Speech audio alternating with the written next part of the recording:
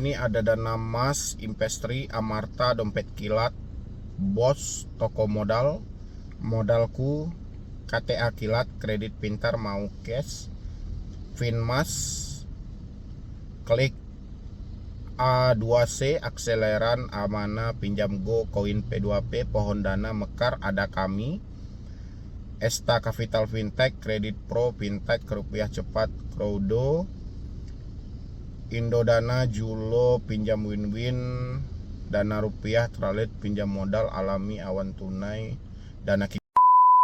Dan terima kasih banyak buat teman-teman semuanya yang selalu mensupport dan mendukung. Kali ini yang mau kita bahas adalah banyak warga RI yang tak mau bayar pinjol ya.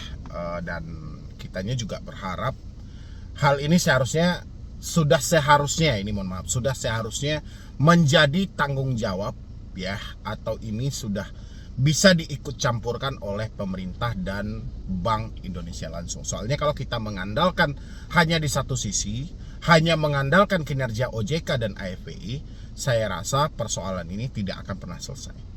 Ya, justru Indonesia yang saat ini menekan supaya tidak ada lagi angka kemiskinan, justru dengan hadirnya pinjol, malah angka kemiskinan pun akan makin bertambah.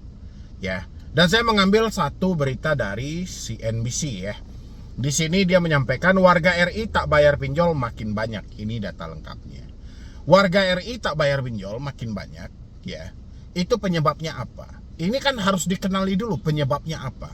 Maka terjadi TWP 90, bahkan jauh lagi di bawah itu. Kenapa orang-orang hanya mampu melakukan peminjaman tapi tidak mampu lagi membalikkan? Ini harusnya menjadi PR yang besar.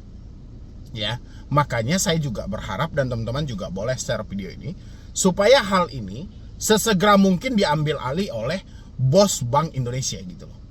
Ya, karena kalau hanya mengandalkan OJK ini persoalan nggak akan pernah selesai dan nggak akan pernah habis. Justru angka kemiskinan akan terus meningkat terjadi di Indonesia. Jadi percuma pemerintah capek-capek menekan supaya tidak lagi ada yang miskin ini segala macam. Kalau niat masyarakat itu masih besar terhadap suatu pinjaman, apalagi ini adalah berbasis online, berarti angka kemiskinan masih banyak. Ya, belum lagi tujuan dari pinjaman online ini atau orang-orang yang menawarkan jasa dengan uang ini, tujuan mereka adalah sebuah keuntungan yang lebih besar. Yang ada orang yang melakukan peminjaman, yang miskin makin miskin, yang kaya pun juga akan ikut miskin. Ya, ini ada data lengkapnya. Nanti saya juga pengen uraikan dan teman-teman lainnya juga boleh bantu support juga, bantu dukung juga, dan isi juga di kolom komentar bagaimana seharusnya. Ya, apakah masih layak OJK yang memegang kendali di semua perbankan yang ada di Indonesia, atau urusan pinjaman online ini sudah dipindahkan ke Bank Indonesia dan pemerintah langsung, jangan dipegang lagi oleh OJK atau AFPI ya, karena datanya akan berbeda-beda dengan fakta yang terjadi di lapangan ya. Oke. Ini masih banyak masyarakat Indonesia yang tidak membayar tagihan pinjaman online atau pinjol. Ini terlihat dari rasio kredit macet dari para pelapor yang dicatat oleh CNBC Indonesia hingga bulan ini. Tercatat masih banyak pelapor P2P lending yang memiliki TKB 90 di bawah 90%, bahkan ada yang mencapai 30%. Dua pinjol yang tercatat mendapatkan TKB 90 30%, yakninya Tanifen dan Fintech ya, masing-masing 36,07% dan 33,73%. Catatan itu berarti tingkat kredit macet di kedua perusahaan mencapai 70%. Ya, 70% ya. Dan lagian juga untuk Tanifen ini sama Fintech juga pinjol yang nggak begitu familiar ya di hadapan masyarakat, dan teman-teman yang nonton saya pun juga mungkin nggak beberapa orang yang terjebak di situ ya. Oke, kepada CNBC Indonesia, Fintech menjelaskan bahwa perusahaan dalam beberapa bulan terakhir memang sedang menghentikan penyaluran pinjaman seiring dengan rencana transformasi model bisnis. Karena itu rasio TKB 90 tercatat makin rendah meskipun nilai pinjaman yang sulit ditagih tidak bertambah. Oke, karena dia juga nggak beberapa lagi menawarkan pinjaman ya. Hal serupa juga dijelaskan oleh Tanifen ya kepada CNBC Indonesia. Tanifen juga menjelaskan perusahaan tengah melakukan perbaikan dan mengecilkan porsi pencairan pinjaman. Sebagai informasi, TKB 90 merupakan tingkat keberhasilan pinjol untuk memberikan fasilitas penyelesaian pinjaman. Jangka waktu adalah hingga 90 hari dari tanggal jatuh tempo ya. Jadi ini sebenarnya yang mengalami kerugian lebih dari mereka yang selalu taat dengan aturan OJK, karena mereka batas waktunya mereka tahu 90 hari mereka berhenti menagih dan itu dilimpahkan. Yang lain juga nggak ngerti gitu loh. Apabila catatan TKB 90 ini rendah, berarti banyak pengguna yang tidak membayar uang di pinjaman sesuai dengan perjanjian. Hal tersebut membuat beberapa pinjaman menunggu lama untuk hasil investasi mereka bisa kembali. Belum lama ini Otoritas Jasa Keuangan OJK juga menyinggung tingkat pengembalian dana yang rendah. Lembaga itu melaporkan ada 22 pinjol dengan wan prestasi di atas 5%. Terkait tingkat wan prestasi yang mendapatkan perhatian OJK adalah terdapat kurang lebih 22 P2P. Tingkat wan prestasi itu di atas 5% dan ini menjadi perhatian dari pengawasan OJK untuk memperhatikan perusahaan tersebut, kata Kepala Eksekutif Pengawasan Industri Keuangan Non-Bank Otoritas Jasa Keuangan Ogi Prastomiono. Dalam laporan lembaga itu, TWP 90 masih batas terkendali 2,9%, sementara bulan September berada di angka 3,07%. Pada Oktober lalu OJK melaporkan jumlah penyaluran pinjol mencapai 18,72 triliun atau turun 3,93%. Bulan September jumlah pinjaman mencapai 19,49 triliun ya. Namun angka capaian tersebut Oktober 2002 mengalami kenaikan dari tahun sebelumnya. Tercatat Oktober 2021 jumlah pinjaman yang disalurkan sebanyak 13,61 triliun atau melonjak 37,56%. Secara daerah Jawa Barat menyumbang penerimaan pinjaman terbanyak 3,89 juta orang dengan pinjaman 4,56 triliun. Berikut adalah DKI Jakarta, jumlah 3,01 juta orang dengan jumlah 4,82 triliun, Jawa Timur sebanyak 1,59 triliun serta jumlah pinjaman 2,51 triliun. Oh dulu 3, 7, 10, 3, 7, 11, 13 ya oke. 13,61 triliun itu peminjaman hanya terjadi ada di daerah Jawa Barat, Jakarta, dan Jawa Timur. Belum lagi daerah lain ya, oke. CNBC Indonesia mengecek langsung laporan kredit macet tiap plafon pinjol di situs webnya. Beberapa pinjol mencatat TKB 90 sangat rendah, namun ada juga yang masih bertahan dengan TKB 90 mendekati 100%. Daftar catatan TKB 90 berikut.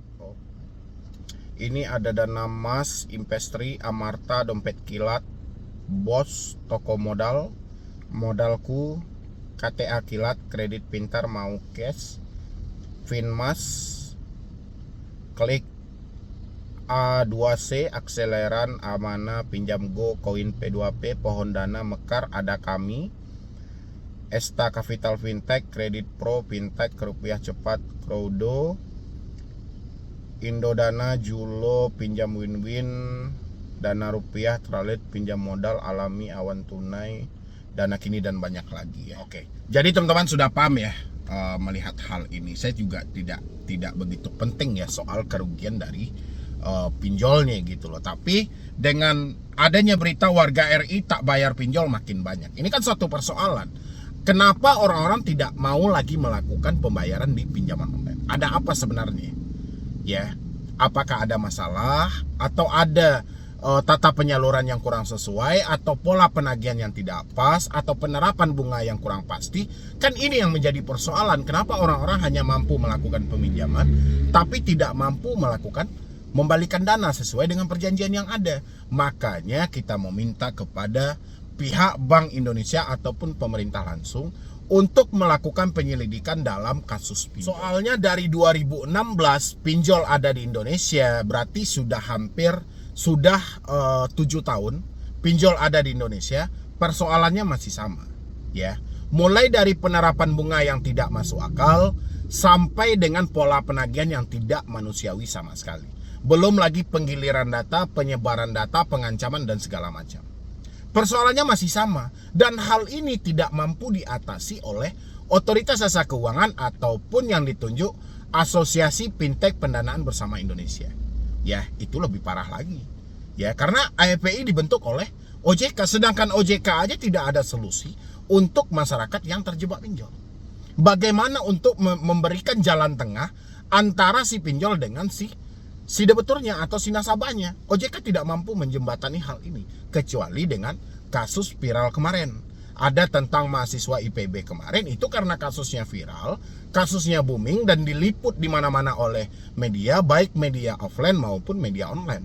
Ya, itu OJK hadir menjembatani permasalahan itu, tapi permasalahan yang tidak viral, OJK seakan tidak mau tahu.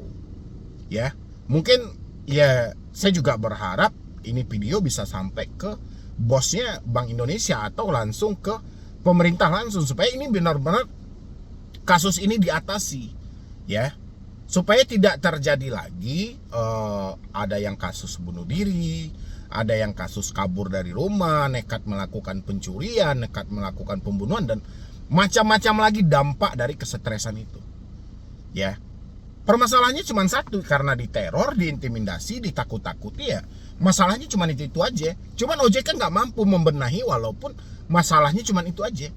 Ya, makanya kita berharap persoalan pinjol ini sudah seharusnya di-cover oleh Bank Indonesia kembali. Mungkin OJK bisa diberikan tentang akses untuk bank-bank konvensional aja lah. Kalau urusan pinjol OJK sudah jelas, OJK tidak ada solusi, OJK buntu dan OJK juga bingung harus menempatkan ini dari sisi mana. Ya, karena mungkin saya juga nggak tahu ya, entah OJK berada di bawah tekanan atau apa, atau titipan siapa sebenarnya pinjol ini. Sampai detik ini kita juga tidak tahu dan semuanya juga samar-samar gitu loh. Ya, tapi yang jelas persoalannya nggak jauh-jauh beda kok. Ya, cuman OJK nggak mampu. Bahkan kemarin aja ada satu berita lagi, 26 pinjol kekurangan modal, OJK malah memberikan solusi. Kata OJK, ya sudah, kalau modal Anda tidak cukup, Anda merger aja. Merger diminta gabung dengan perusahaan lain. Ya, sehingga kalau OJK menyuruh perusahaan pinjolnya untuk merger yang kekurangan modal, dampak buruknya apa yang terjadi? Sekarang dia dipatokkan dengan modal 2,5 miliar misalnya gitu. Sementara modal dia cuma ada 1 miliar. Berarti dia kekurangan 1,5 miliar lagi. Kalau dia diminta gabung dengan perusahaan lain, otomatis dia berjalan. Ketika dia berjalan memberikan pinjaman, secara tidak langsung dia akan menerapkan bunga yang cukup besar untuk menutupi kekurangan yang 1,5 M. OJK tidak mengkaji hal ini. Ya, bahkan OJK meminta 26 pinjol ini untuk melakukan merger. Ya, silakan bergabung dengan perusahaan lain asalkan masih bisa jalan. Ya, kan seperti itu. Sehingga di satu sisi OJK tidak nampak untuk menyelamatkan masyarakat Indonesia. Yang ada OJK hanya fokus menyelamatkan kepada investor saja. Makanya saya bilangin, kalau Bank Indonesia bisa turun tangan untuk mengatasi pinjol ini, ya kapan perlu, ya OJK dengan pinjolnya sudah diblokir aja dari pinjol gitu loh. Ya OJK-nya diblokir dari pinjol dan pinjolnya dibenahi. Ya, jangan kasih lagi OJK untuk mengurus pinjol ini.